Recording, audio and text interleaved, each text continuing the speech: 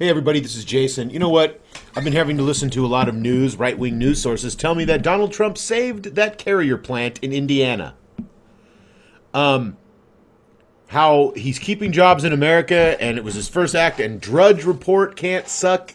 Matt Drudge cannot suck Donald Trump's dick enough for saying this. And America's great again, and he saved 1,000 jobs. Big fucking deal that he saved 1,000 jobs. There's 320 million Americans. You have to create 100,000 jobs a month just to even keep up with the population increase. So he creates this fucking lie that he saved the carrier jobs in Indiana. Let me read you this article. From 2011 to 2013, the city of Indianapolis and the state of Indiana gave Carrier and an affiliated company $1.7 million in grants and tax incentives as an inducement to keep two manufacturing plants in the state and bring additional work. It turned out to be not enough. Earlier this year, Carrier said it would move those factories to Mexico, eliminating 2,000 jobs and saving $65 million. Indiana and its governor, Mike Pence, demanded most of the tax break money back and got it. Good for Mike Pence. Then Donald Trump got elected president. Trump had bashed Carrier while campaigning, saying that if he were president, companies wouldn't get away with such a move. And now Trump has persuaded Carrier to keep at least half of the 2,000 jobs it planned to outsource in Indiana, a remarkable instance of federal arm twisting aimed at a single corporation. Companies are not going to leave the U.S. anymore without consequences, Trump said while touring the Carrier factory in Indiana. But to reach the deal, Indiana reportedly offered the heating and air conditioning company $7 million in new tax incentives, more than 4 times the previous inducement. So in that regard, Trump may have helped Carrier get a better deal. And there's no federal commitment. The money will supposedly come from Indiana, courtesy of Hoosier taxpayers. Jesus, a state that's already in massive budget deficit. There's also the possibility that Trump's negotiations ultimately threaten There is also the possibility that Trump's negotiations privately threaten to scale back on contracts awarded to Carrier's parent company, United Technologies, a big defense contractor with more than $5 billion in annual revenue from federal contracts. Or Trump may have promised UT a louder voice in upcoming negotiations over tax cuts and regulatory cutbacks that it might have otherwise had. The deal is obviously good news for Carrier workers who get to keep their jobs, but Trump's intervention in public companies' business decisions springs all kinds of red flags.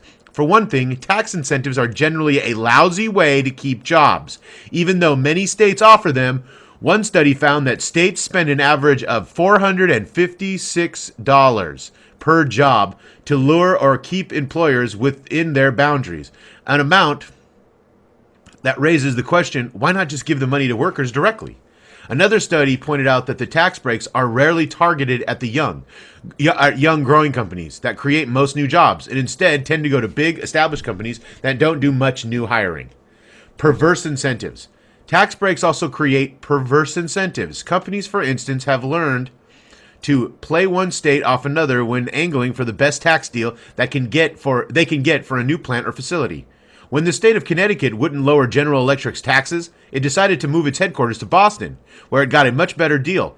Companies could do the same thing at the federal level by threatening to move jobs out of the country to see what Trump's offer might be then for them to stay.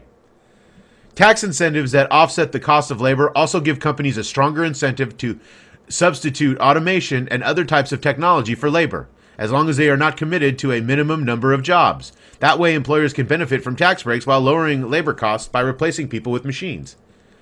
It's also obvious that Trump can't negotiate tax incentives one by one with every company that's considering offshoring jobs. Republicans have said for decades that the government shouldn't be in the business of picking winners and losers, and it should stay out of the way instead of trying to influence corporate decision-making. Trump obviously feels differently. A lot of CEOs should probably start to prepare for an unexpected phone call. The point is that the tax incentives don't work to keep jobs. They actually cost the state money at the end of the day. You're losing money. You're paying almost $500 per worker to keep the job there. Why not just pay them? Just give them a check every month and extend unemployment or create a whole new bureau. Nope. And Donald Trump gave them $7 million. Even Mike Pence only wanted to give them $1.7 million. Donald Trump gave him a $7 million tax break. $7 million to keep 1,000 jobs in Indiana. and then went on a victory tour about it. He didn't do anything. He just gave companies more money so they can pay less taxes, so they can put more of a burden on the society that they make money from. This is capitalism. This is Donald Trump. This is what it is. This is how you keep businesses. What are you going to do? They move to Mexico so they sell their shit elsewhere. Oh, but he was threatening military contracts. Was he?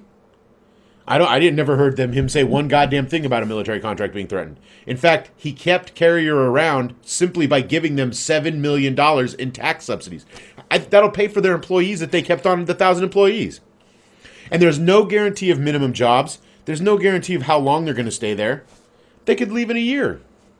Well, Carrier's been here for a year, now they're gone. I mean, this is the most ludicrous thing. And to watch Donald Trump spike the football, to walk around acting like he saved Carrier, he saved the jobs in America. He saved 1,000 jobs by giving $7 million in tax subsidies from the federal. And by the way, it's not federal tax subsidies. It's Indiana state subsidies. So the Indiana state is going to pay for it.